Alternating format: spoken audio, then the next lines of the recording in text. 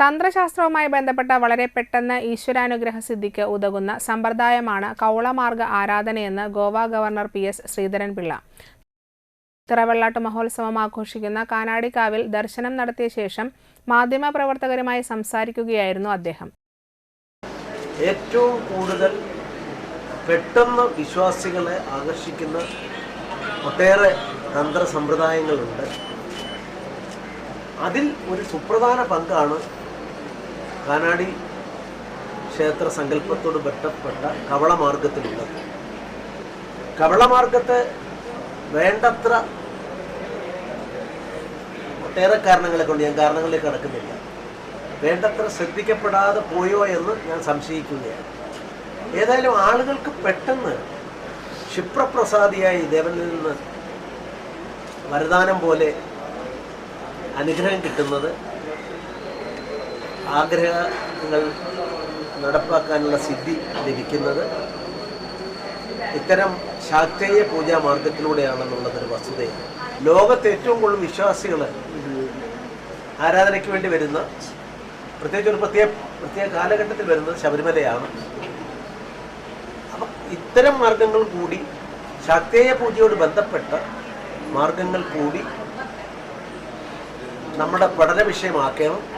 ദേവസ്വം ബോർഡും സാംസ്കാരിക വകുപ്പും അതുപോലെ നമ്മുടെ യൂണിവേഴ്സിറ്റികളുമൊക്കെ ഈ കാര്യത്തെക്കുറിച്ച് ഗവേഷണം നടത്തണം. ഒരുപക്ഷെ ആ ഗവേഷണത്തിന് ഒരു പ്രധാന കേന്ദ്രമായി ഇതിനെ മാറ്റണമോ വേണ്ടെന്ന് അവരാണ് തീരുമാനിക്കേണ്ടത്. മാറ്റിയാൽ ഒരുപക്ഷെ ഉപയുക്തമെങ്കിൽ അത് നന്നായിരിക്കും എന്നുള്ള അഭിപ്രായം എനിക്കുണ്ട്. ഈശ്വരവിശ്വാസത്തിന് കൂടുതൽ പ്രാധാന്യം നൽകി വരുന്ന കാലഘട്ടമാണിത്. നിരീശ്വരവാദം അപ്രത്യക്ഷമായി കൊണ്ടിരിക്കുകയും ചെയ്യുന്നു. ശബരിമലയിൽ ഇത് പ്രകടമാണ്. ഇതര ശാസ്താക്ഷേത്രങ്ങളിൽ പോകാതെ കൂടുതൽ പേരും ശബരിമലയിലേക്ക് പ്രവഹിക്കുന്നത് എന്തുകൊണ്ടാണെന്ന് ചിന്തിക്കണമെന്നും അദ്ദേഹം പറഞ്ഞു. അതിൽ നിന്ന് വ്യത്യസ്തമായ ആളുകൾക്ക് ശബരിമലയിലേക്ക് എത്തിപ്പെടാൻ എന്താ കാരണം? ഡൽഹിയിലുള്ള ഒരാൾ യാത്ര ശ്രമിച്ചുകൊടുത്താൻ കാരണം എന്താ? റിസൾട്ട്. അവരുടെ മനസ്സിന് ആശ്വാസം പകർന്നു നൽകുന്ന, അവർക്ക് ആത്മവിശ്വാസം പകർന്നു നൽകുന്ന, അവരാഗ്രഹിക്കുന്ന പോലെ കിട്ടുന്നത് കൊണ്ടാണ് ആളുകൾ ഈ ബാക്കി ക്ഷേത്രങ്ങളെല്ലാം ഉണ്ടായിട്ടും ഇവിടേക്ക് എത്തുന്നത്. മറ്റേ ഞാൻ കുറച്ച് കാണുകയല്ല. അതിൽ ഒരു തിയറി ഉണ്ട്, ഞാനത് പറഞ്ഞത് വിവാദമാകുന്നുള്ളതുകൊണ്ടാണ്. ഒരു പുസ്തകം തന്നെ അതിനെ സംബന്ധിച്ച് ഞാൻ വായിക്കാനിടയായിട്ടുണ്ട്. ശരിയോ തെറ്റോ എന്ന് ഞാൻ പറയുന്നില്ല.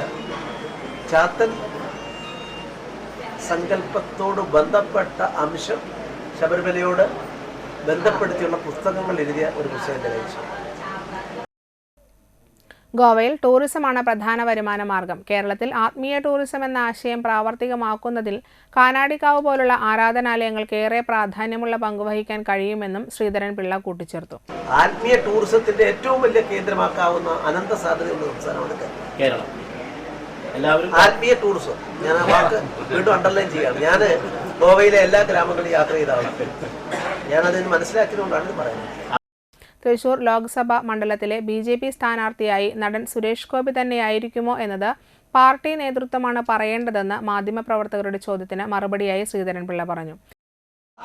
അത് അദ്ദേഹവും അദ്ദേഹത്തിന്റെ പാർട്ടി തീരുമാനിക്കേണ്ടതാണ്. രാഷ്ട്രീയമില്ല, എല്ലാം സർവശക്തന്റെ കയ്യിലാണ്. പാർട്ടി തീരുമാനമാണ്. പാർട്ടിയും അദ്ദേഹവുമാണ് തീരുമാനിക്കുന്നത്. പാർട്ടിയും അദ്ദേഹവും തീരുമാനിക്കും. രാവിലെ കാനാടിക്കാവിലെത്തിയ ഗോവ ഗവർണറെ പഞ്ചവാദ്യത്തോടെ സ്വീകരിച്ചു. മഠാധിപതി ഡോക്ടർ വിഷ്ണു ഭാരതീയ സ്വാമി പൂച്ചെണ്ട് സമ്മാനിച്ചു.